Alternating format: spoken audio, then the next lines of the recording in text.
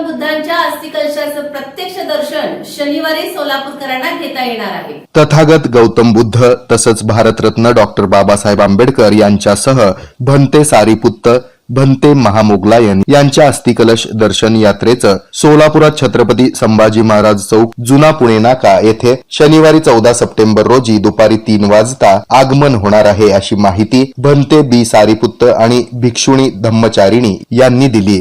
तथागत गौतम बुद्ध भंते सारीपुत्त भंते महामोगलायन यांचे अस्थिकलश श्रीलंकेतून पुण्यात आणण्यात आलेत, तर भारतरत्न डॉक्टर बाबासाहेब आंबेडकर यांच्या अस्थिकलश महायात्रेचा आरंभ पुण्यातून 10 सप्टेंबर रोजी करण्यात आला।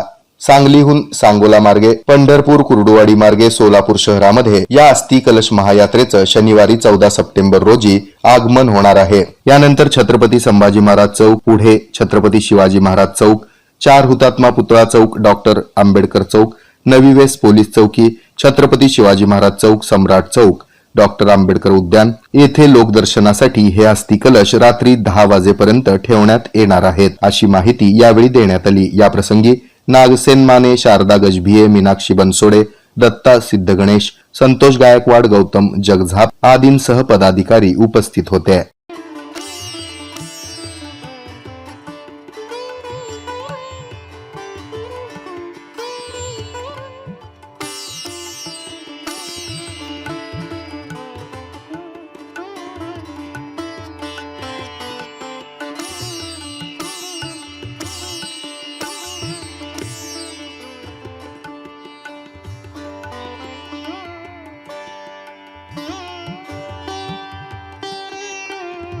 रयतेचा सर्वांगीण विकास हाच शासनाचा ध्यास। आपलं राज्य सरकार हे कायमच मराठा समाजासोबत उभं राहिलं आहे।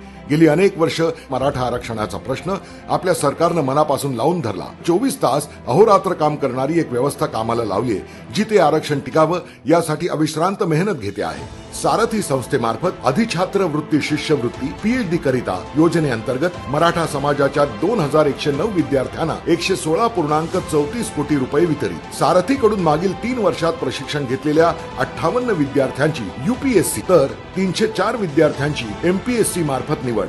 छत्रपती राजाराम महाराज सारथी गुणवंत विद्यार्थी शिष्यवृत्ती मागील वर्षी 32,639 विद्यार्थ्यांना 31 कोटी रुपये वितरित। तसंच या वर्षी 44,102 विद्यार्थ्यांना 42 कोटी मंजूर।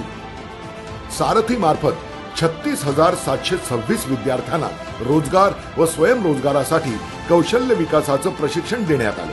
शेतकरी प्रशिक्षण कार्यक्रम सारथी मार्फत सुरू। रयतेचा सर्वांगीण विकास हाच